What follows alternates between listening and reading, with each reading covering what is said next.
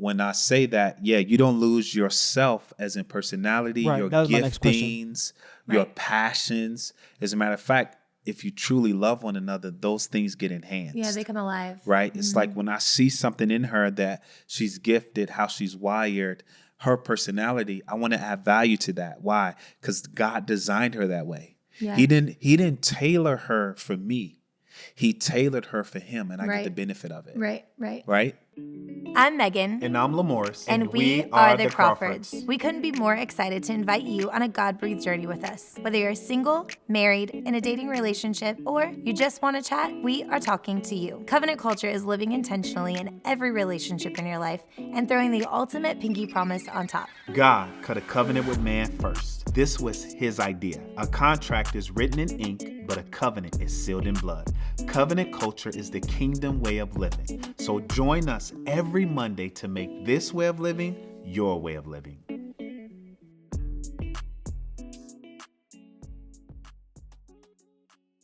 Welcome back. Covenant Culture Podcast, episode 32 in the building. Once again, thank y'all for tuning in, tapping in, watching, clicking, sharing, liking, subscribing. We're grateful for you. Those who also support the ministry, thank you so much. So we in episode 32, babe. Yeah. What's going down in this episode? Well, we're talking to Kevin. He's got a lot of dating advice. So we're here to ask the questions. Yeah, so we're going to make this a Q&A episode based on some questions from comments, some questions from Kev. We might even throw in a couple questions. Do you have a question about dating? Not about dating, but you know what I mean? For the people, you know? So Q&A episode. And then while we're saying that, please, if you got questions while you're listening, just email us. You can put them in the comments on our socials. We love questions, so tap in. We love it. All right, let's go. Let's kick it off. What's the first question, Kev? Sweet. So we got multiple different topics today. Let's start off with something that was popped off on Instagram real recently. Okay. You talked about allowing, or when a guy cheats, allowing the woman to help the man walk through the emotions of getting over it or like healing from it.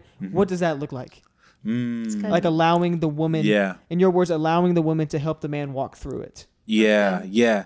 So if the person who's in the relationship, in like we talk about agape being the anchor of the marriage or relationship, then you have made a commitment to be in it for the long haul. So waiting or being patient in it might mean allowing her to express her emotions when instances or triggers happen. So let's say the infidelity happened, it's been a year. And let's say something triggers the moment, right? As the man, I have to give her that space to tap into that moment. It could be a perfume, smell. It could be a car. It could be anything that has to do with that moment, right?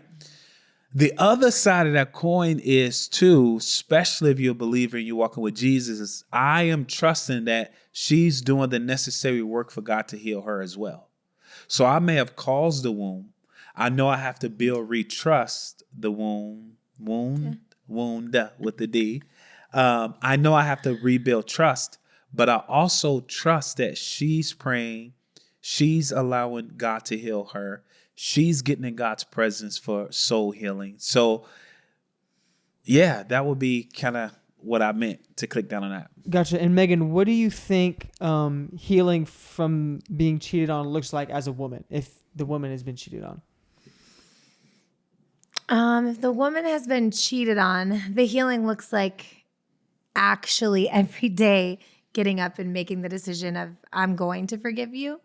But she also needs details. And I know that men don't like to share the details, but it's important for her to process. That's just a part of it, right? And I think that healing, we know this, but you can't do anything for me, right? My healing has to come from the Lord. So spending time with him really pouring it all out and seeking God first and what that looks like. And the details fall in order, right? Yeah. There's going to be more questions. There's going to be more emotions, but time heals things as well. Yeah. Yeah, that's good. Gotcha. And then let's go with submitting as a wife. What does that look like? And what certain like instances should a wife submit to her husband? I remember you talking about it was one vow night talking about like finances, and you were like, okay, this is just a moment where I just submit to my husband in this moment. So what are moments like that, and what does that look like? Well, that's a rude question. I'm just kidding. Submitting as a woman looks like literally coming under the same mission. So we as women have to decide, like, this is who I chose. So there's trust in that. This is the placeholder. And that doesn't mean you're always in the right headspace or you're always going to make the right decision as the man. But as the woman, my job is to allow you to do that and be a helpmate, not a pushover, not a rug, not a, hey, this is what you say and that's how it goes and that's it. But if we're coming under the same mission together, like a submarine, right? The submission, that means we are already putting our heart, our faith, our hope, our marriage, our trust in the Lord first. And I'm allowing you to lead that ship. We're right back to relationships. You know what I'm saying? And two, I say this to men all the time, that if I have to tell her to submit, then I'm probably not leading well. So if I'm really following after God, I'm really chasing him, then I pray the fruit of my life will provoke her to submit. Now, she has a personal responsibility to God to do the word in our marriage. I have a personal responsibility to do the word in our marriage. Right? Now, I do believe there are seasons in marriage where God causes us to keep and hold each other accountable at times. But you're not the Holy Spirit to your spouse. But God will use you in the seasons of your marriage to speak to those things, to draw out potential, to draw out her being comfortable, right? Right, because God created marriage to be holy, for us to become more holy, not happy, right? Happiness comes. That becomes fruit of that. But the goal is to refine us. Yeah. And it's funny you even said that, because I just listened to a podcast about some very well-known people, and they totally disagree with that statement. What? That God created us to be happy? They would say that marriage to be happy? They just didn't agree. And when I was listening, I was like, well, that's interesting, because I don't agree. I really believe holiness is in the marriage is what produces happiness. Yeah, me too. You know what I mean? Because when you're in the will and under the same mission, again, you're going to be happier. Going to be happy, because we're in one accord and in unity. Absolutely. And then also that scripture is submitting yourself as unto the Lord. So I think even that, like that right there breeds the idea of holiness. If I'm doing this to please the Lord, then I'm walking with him through righteousness. I'm walking like him. Right? And then I am happier because I'm doing what he's called me to do. Yeah, that's good. What you got, Kev? Lamorris here. Hey, I just want to take a quick second to invite you to go on a deeper journey with us to take the covenant culture message around the world. We're looking for individuals, families who are willing to partner with us at $7 a month. That's right. With that, you'll get bonus content. We'll be able to do maybe a small Bible study and even throw in a couples counseling session for you. So if that's something you would prayerfully consider doing, just go right over to covenantcultureministries.com. You'll see a green tab gift button in the top right of the website, and we pray that you want to partner with us. Thanks for your time. We'll see you soon. Sweet. We're gonna kind of move into dating. I have a thought down here. I had a feeling. But I'll kind of turn it into a question and then kind of say my thought after. But I guess maybe what are some green flags, red flags to look for while dating? Tips, anything you got? Yeah. Where did you meet your last Wait, why are you putting him on blast interest. like that? Why you? No, because he's gonna ask questions. I'm gonna ask questions. I have questions too, Kevin. Oh my gosh. Well, there you go, ladies and gentlemen. First dating tip. That might be the first one you met at church also. Okay.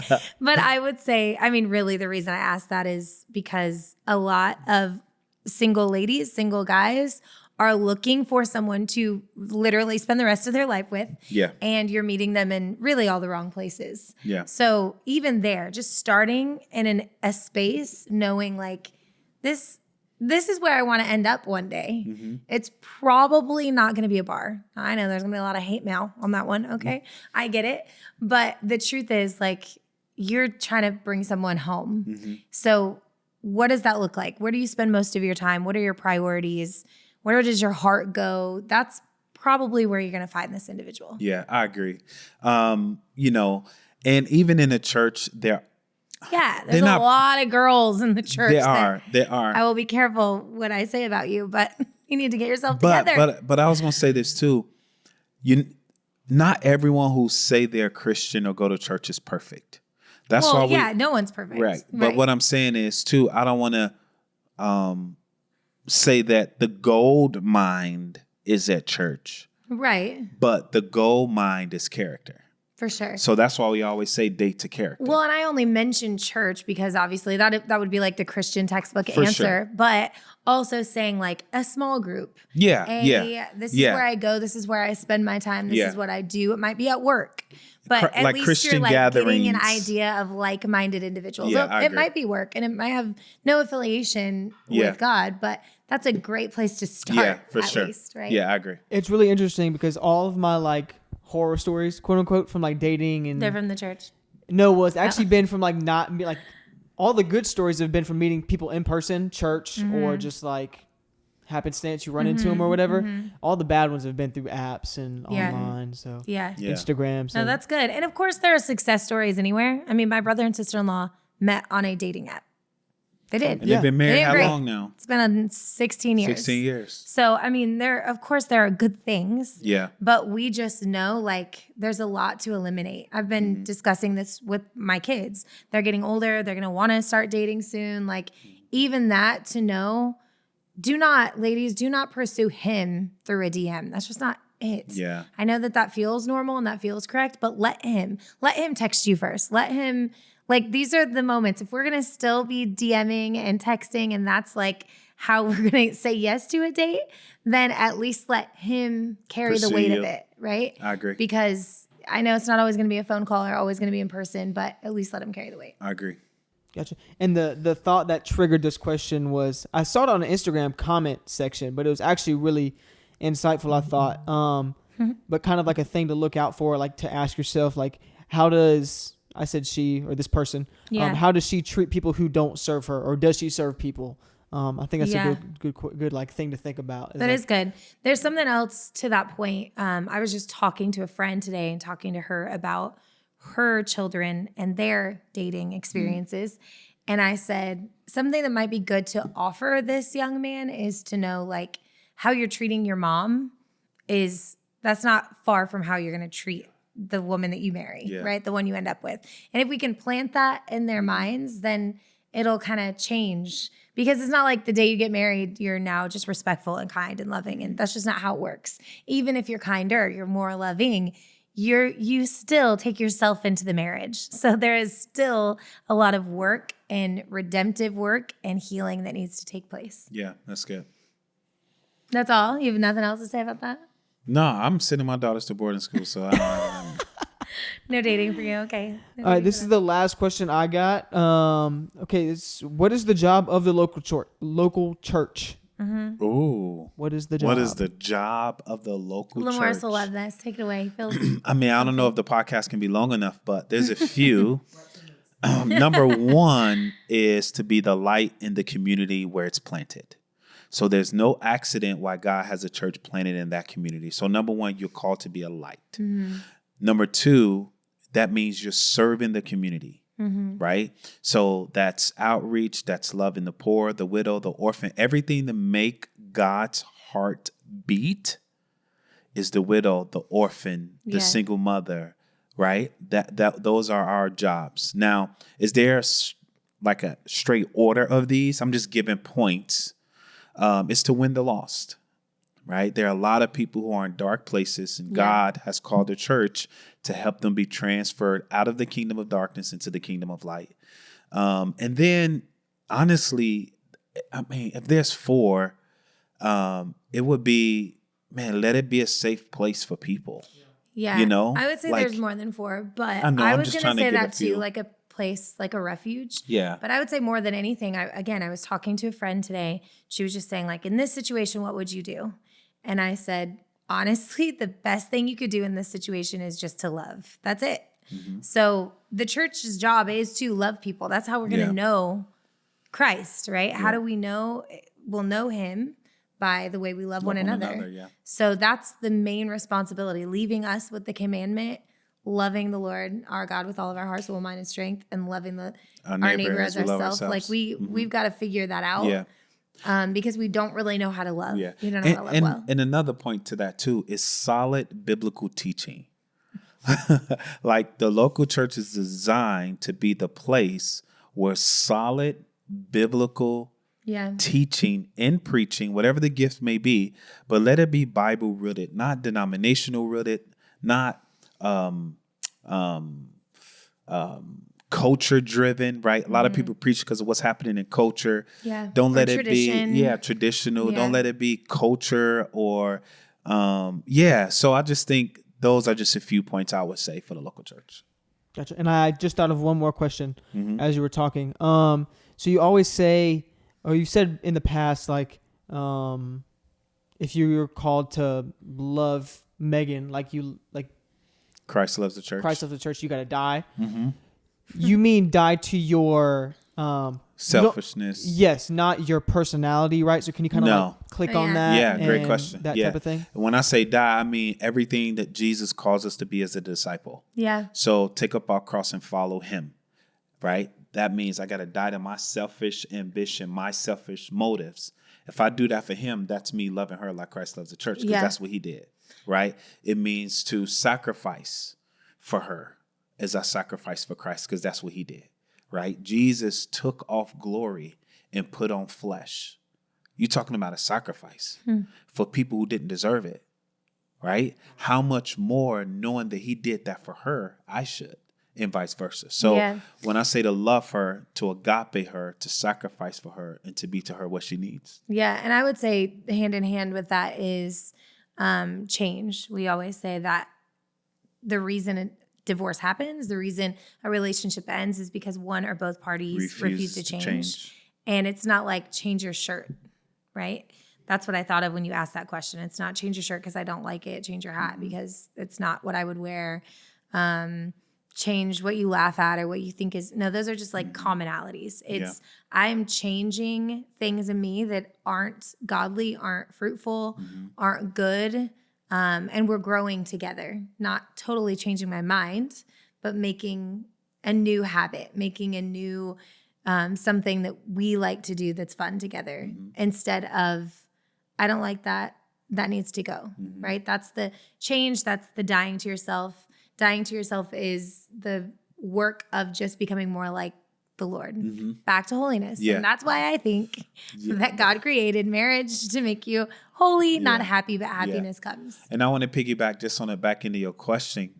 When I say that, you don't lose yourself as in personality, your giftings, your passions. As a matter of fact, if you truly love one another, those things get enhanced. Yeah, they come alive. Right? It's like when I see something in her that she's gifted, how she's wired, her personality, I want to add value to that. Why? Because God designed her that way. Yeah. He didn't tailor her for me. He tailored her for him, and I get the benefit of it. Right? Yeah. Sweet. I was just asking that question because you talked about, do we want to talk about the thing we just did? What is it called? The where all the couples and the retreat. The retreat. Y'all want to talk about that? The thing we just said. Yeah, the retreat. Okay, go. What do you want to say about the retreat, babe? No, we had our first Covenant Culture Ministries retreat, and man, we thought it went really well. We felt couples were encouraged. We felt couples were challenged. They were relaxed. They had fun. Refreshed. They enjoy one another. I don't even think it was like what we think. That was just the feedback. Yeah. Yes, we loved it, but I would hope we loved it, right? Mm-hmm. But the feedback was really beautiful, really exciting. So we have another one. We do. Another one coming up. Yo, you got to follow Covenant Culture Podcast on Instagram. You can email us at covenantculturepodcast@gmail.com for more information. You cannot. Why not? You have to, because we won't respond. It's Covenant Culture Ministries @gmail. Okay. And we will respond. That's true.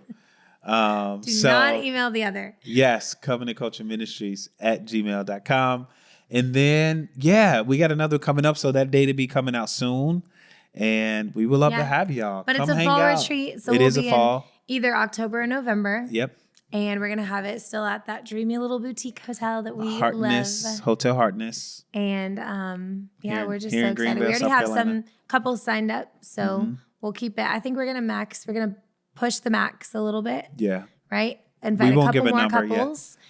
And then, of course, once it's closed, it's closed. Because we want it to be an intimate setting and for y'all to get to know one another and feel like family and and lots of little surprises. It really was good. Just as like a person looking into it, and I was just filming there. Like I wanted to I was like, "Where's my wife?" I wanted to join. But she might be listening. It really was intimate, and I loved how it was like not so big where it felt like, you couldn't have like an intimate relationship with each couple. So I love that about that. I appreciate that. that. A part of it, but I appreciate that. Yeah, it was like the first night we did a little team building, but also really focused on the couples. So the couples kind of paired up, and then we've just put in some couples moments. So each session had a little takeaway. You go off by yourselves and experience that together. We have surprises because that's our favorite, right? Surprises. So always we won't good share surprises. any of those things, but then we also were able to create the atmosphere that is different than a conference. And that was the goal. When people leave, again, we want them to stay connected, and we were able to do couples sessions, counseling sessions on the side. Which was really beautiful for us as well, just getting to know people. And then, we did the little couples mini. I don't know if we'll always do couples mini sessions, but that was really fun. So it was good. So for those who watching or listening, you came, you know who you are. Comment, tell us your experience. Tell the people. Encourage the people. Episode 32 in the books. We appreciate y'all. Don't forget, check us out on our social, YouTube, all the good stuff. We appreciate you, and we will see you next time. Give me some, shorty. Hey. Peace. Once again, we are so thankful that you would follow along with us. If Covenant Culture has been a blessing to you in any way, would you prayerfully consider partnering with us to take this message around the world? There are 4 ways you could partner with us. Number 1, please pray. We covet your prayers. Number 2, give a one-time gift. Number 3, become a culture changer by your monthly financial commitment of $7 a month. And number 4, share our podcast with friends and family. You can go right to our website, www.covenantcultureministries.com, and look for the green Give tab. We truly cannot say thank you enough for your support. God started humanity with a marriage, and He is going to end it with one.